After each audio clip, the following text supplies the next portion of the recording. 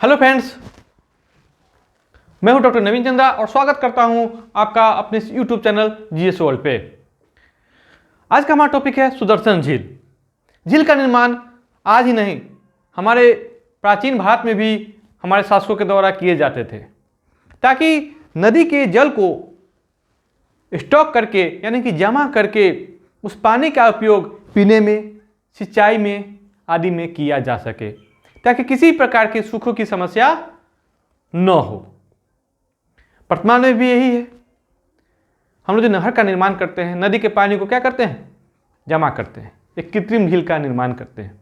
उस पानी को नहर बना के खेतों में सिंचाई के लिए भेजा जाता है उस नहर के जरिए। क्यों?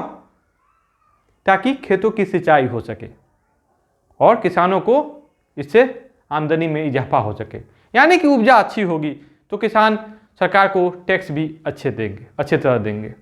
क्योंकि प्राचीन भारत में या प्राचीन समय में जो राजे महाराजे थे, वह किसानों से उपज का 1/3 टैक्स के रूप में लेते थे, यानी कि जितना अधिक उपज होगा उसका 1/3 कर के रूप में देना होता था। तो क्या सरकार तो ये काम करेगी ना, यानी कि जो समय के राजे महाराजे होंगे खेतों के बेहतरी के लिए बहुत सारे काम करेंगे, जैसे कि नहर का निर्माण करवाएंगे, लोगों को खेती के विकास के लिए अग्रिम ऋण देंगे। जैसे वर्तमान में कैसी चीज है, सल्तनत काल में तकावी ऋण है, ये सब क्या है, अग्रिम ऋण है खेती के लिए। तो हमारे प्राचीन इतिहास में सुदर्शन झील काफी प्रसिद्ध है। सुदर्शन झील, अब सुदर्शन झील कहाँ है? तो सुदर्शन झील है सौराष्ट्र में। सौराष्ट्र में। अब ये सौराष्ट्र कहाँ है? तो ये गुजरात प्रांत में। गुजरात प्रांत में। और गुजरात में पानी को जमा करके सिंचाई के लिए बेहतर रूप से उपयोग किया जाता है, क्योंकि जो गुजरात का अधिकतर एरिया है क्या है, सूखा है, वहाँ बारिश बहुत कम होती है। यही कारण है खेती के लिए वहाँ वर्षा के जल को, नदी के जल को स्टॉक किया जाता है और नहर निकाल के सिंचाई का काम किया जाता है। वर्तमान में भी यही हो रहे हैं और उस समय भी यही होते थे। तो ये सुदर्शन झील प्राचीन भारत में आपने बार बार इसका नाम सुना होगा। इससे 4 शासक भी जुड़े हुए हैं, जैसे कि चंद्रगुप्त मौर्य, मौर्य साम्राज्य के संस्थापक चंद्रगुप्त मौर्य, दूसरा महान शासक अशोक महान, तीसरा रुद्रदामन प्रथम शक के महान शासक, और चौथा स्कंदगुप्त गुप्त शासक, ये भी महान है। तो ये 4 महान शासक इस सुदर्शन झील से जुड़े हुए हैं किसी न किसी रूप में। किसी ने इस नहर का निर्माण कराया, किसी ने इससे नहर निकाला और किसी ने इसकी मरम्मत करवाई। तो इसी कारण है कि सवाल बार बार आपको पूछे भी जाते हैं, तो हमने यह टॉपिक लेके आपके समक्ष आया है, ताकि आपको अब किसी प्रकार के कोई भी दिक्कत का सामना न करना पड़े। तो हम लोग सुदर्शन झील पहले किस नदी पर बना हुआ है, कहाँ बना हुआ है, वो हम लोग देख लेते हैं। सौराष्ट्र यानी कि गुजरात के गिरिनगर, जहां पर गिरनार पर्वत है। कहाँ क्या है? गिरनार पर्वत है। उस पर्वत से निकलती है एक नदी, सुवर्ण रेखा। उसी नदी पे यह झील निर्मित है, जिसका नाम पड़ा हुआ है सुदर्शन झील। ठीक है, अब इस सुदर्शन झील के बारे में आते हैं हम लोग। इस सुदर्शन झील का निर्माण किसने कराया? तो उस समय जब झील का निर्माण हुआ तो उस समय से भारत के महानतम शासक चंद्रगुप्त मौर्य, मौर्य वंश का संस्थापक, मौर्य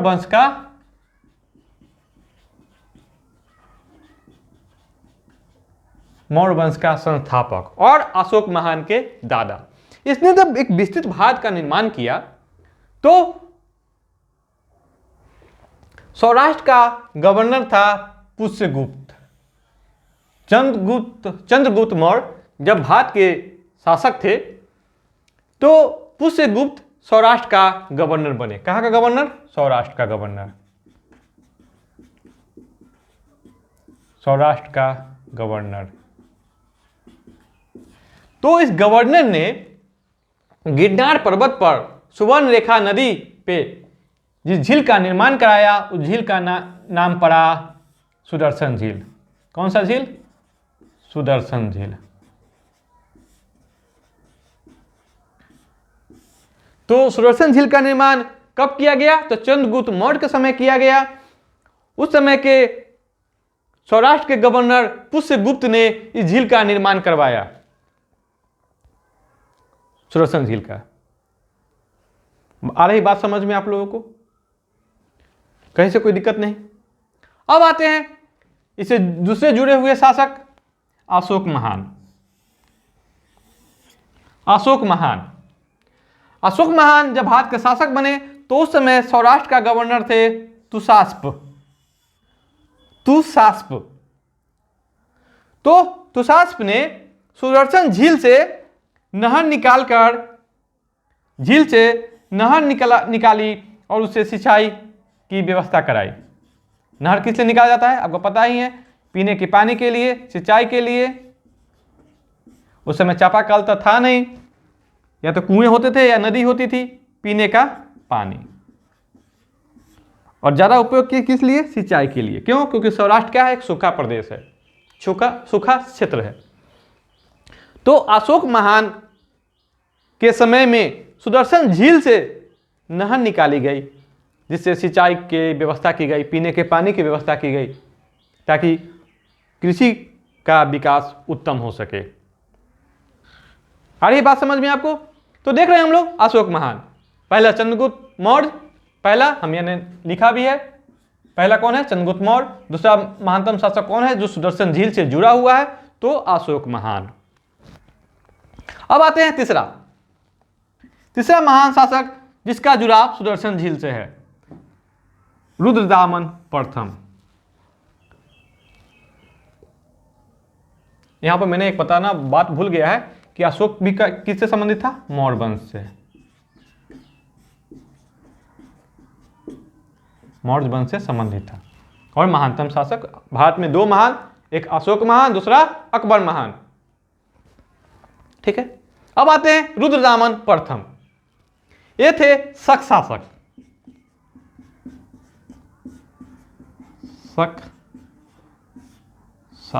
शक के महान शासक रुद्रदामन प्रथम। तो रुद्रदामन प्रथम के समय में सौराष्ट्र के गवर्नर थे सुविशाख। सौराष्ट्र के गवर्नर कौन रहेंगे? सुविशाख। सौराष्ट्र के गवर्नर होंगे सुविशाख। और इस समय तक सुदर्शन झील का नुकसान हो चुका होगा। ज्यादा से ज्यादा बारिश होने के कारण झील का क्या हो जाएगा? नुकसान हो जाएगा। और नुकसान के बाद सुविशाख ने, रुद्रदामन के समय में वहां के गवर्नर सुविशाख ने इस झील की मरम्मत करवाई ताकि लोगों को फायदा मिलता रहे, कृषि का विकास होता रहे। लेकिन यहां पर सोचने वाली बात यह है, गौर करने वाली बात यह है और ज्यादा इंपॉर्टेंट यह है कि सुविशाख ने, यानी कि रुद्रदामन प्रथम के समय में सुविशाख ने इस झील के मरम्मत के लिए प्रजा पर कोई भी अतिरिक्त कर नहीं लगाया। कर का मतलब समझ रहे हैं ना? टैक्स नहीं लगाया। यानी कि इससे साबित होता है कि बाकी के शासकों ने सुदर्शन झील से जुड़ने के लिए, यानी कि निर्माण में, इसके मरम्मत में, इसे नहर निकालने के एवज में जनता से अतिरिक्त टैक्स का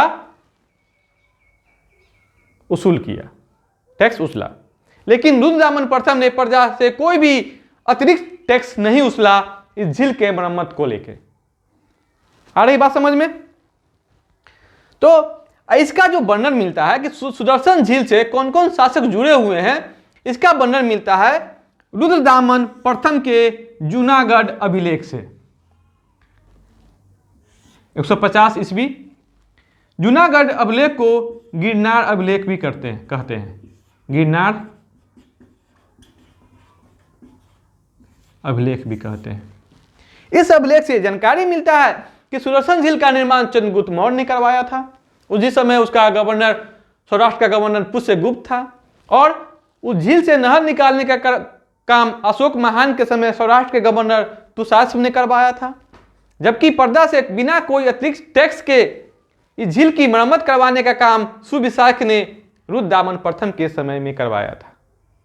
कहाँ से जानकारी मिलती है? तो रुद्रदामन प्रथम के जूनागढ़ अभिलेख से, जिसको हम लोग गिरनार अभिलेख भी कहते हैं। इसका समय काल देख रहे हैं 150 ईस्वी। एडी का मतलब ईस्वी।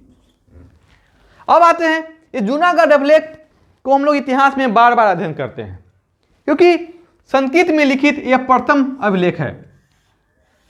भारत में संस्कृत में लिखित यह प्रथम अभिलेख है। अब आते हैं यहाँ पर अभिलेख के बारे में जानकारी देते हैं आपको हम।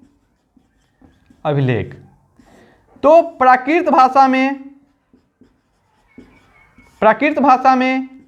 संस्कृत में और हिंदी में अभिलेख, ये भाषा हो गया हिंदी भाषा। तो प्रथम अभिलेख, भारत में अभिलेख की शुरुआत किसने करी? तो अशोक ने करी। तो भारत में गिरनार अभिलेख यानी जूनागढ़ अभिलेख से पहले जितने भी अभिलेख थे वो सब किस भाषा में थे? तो प्राकृत भाषा में थे। शुरुआत किसने करी थी? तो अशोक ने करी थी। संस्कृत में अभिलेख लिखने की शुरुआत किसने की थी? तो रुद्रदामन प्रथम ने। इसके बाद संस्कृत अभिलेख लिखने की शुरुआत हो चली। उसके बाद अभी हम लोग का राष्ट्रभाषा क्या है? हिंदी है। तो हिंदी में अभिलेख लिखने की शुरुआत किसने करी? तो सेन वंश के शासक लक्ष्मण सेन ने। यहां पर हम लोग क्लियर हो गए। तो जूनागढ़ अभिलेख, गिरनार अभिलेख से हम लोग भली भांति परिचित हो चुके। अब आते हैं चौथे महान शासक, जो कि सुदर्शन झील से उनका भी नाम जुड़ा हुआ है। उनका नाम है अस्कंदगुप्त, जिसको कहा जाता है भारत का रक्षक। भारत का रक्षक। ये थे गुप्त वंश के शासक। गुप्त वंश का शासक।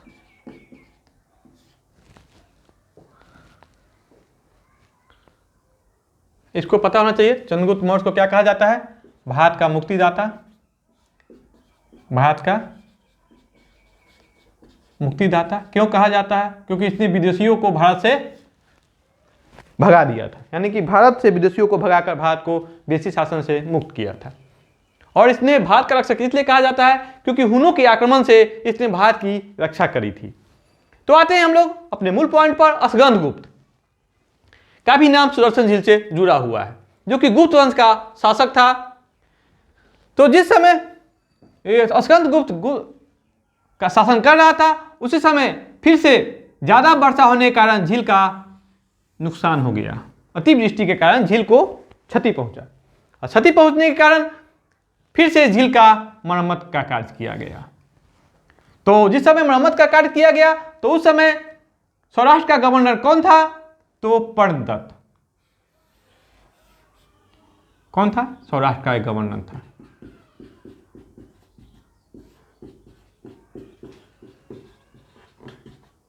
यह सौराष्ट्र का गवर्नर था, और उसके पुत्र ने, उसका पुत्र का नाम है चक्रपालित। पर्णदत्त, जो कि उस समय सौराष्ट्र का गवर्नर था अस्कंदगुप्त के शासन के समय में, उसके पुत्र चक्रपालित ने इस झील के मरम्मत का कार्य करवाया। और यही नहीं, झील के मरम्मत के बाद झील के किनारे पर एक विष्णु जी का मंदिर का भी निर्माण करवाया। तो आज की वीडियो में हम लोग देख रहे हैं कि सुदर्शन झील, जो कि भारत का एक बहुत ही प्रसिद्ध झील था प्राचीन भारत में, इससे तीन वंश के 4 महानतम शासक झील से जुड़े हुए हैं, जिसमें चंद्रगुप्त मौर्य, जो कि मौर्य वंश के संस्थापक हैं, और दूसरे मौर्य वंश के महानतम शासक अशोक महान, और तीसरे शक शासक रुद्रदामन प्रथम और चौथे गुप्त वंश के शासक महानतम शासक अस्कंद गुप्त। और चारों के समय में सौराष्ट्र के जो गवर्नर थे, जो चंद्रगुप्त मौर्य के समय थे पुष्यगुप्त, अशोक के समय तुषास्प, रुद्रदामन प्रथम के समय सुविशाख और अस्कंद गुप्त के समय पर्णदत्त। लेकिन सुदर्शन झील से जुड़ा हुआ है चक्रपालित, जो कि पर्णदत्त का पुत्र था। तो हमने बहुत सारी इसमें मूलभूत पॉइंटों को जोड़ा है ताकि आपको एग्जाम में किसी प्रकार का कोई भी दिक्कत का सामना नहीं करना पड़े। हमें पूर्ण विश्वास है कि आपको ये वीडियो बहुत अच्छी तरह समझ में आया होगा और आपको अब एग्जाम में किसी प्रकार का कोई भी दिक्कत इस टॉपिक से तो नहीं होगा। तो आपको ये वीडियो कैसा लगा आप लोग कमेंट बॉक्स में कमेंट जरूर करेंगे। आप प्लीज मेरे इस वीडियो को लाइक, सब्सक्राइब और शेयर करेंगे।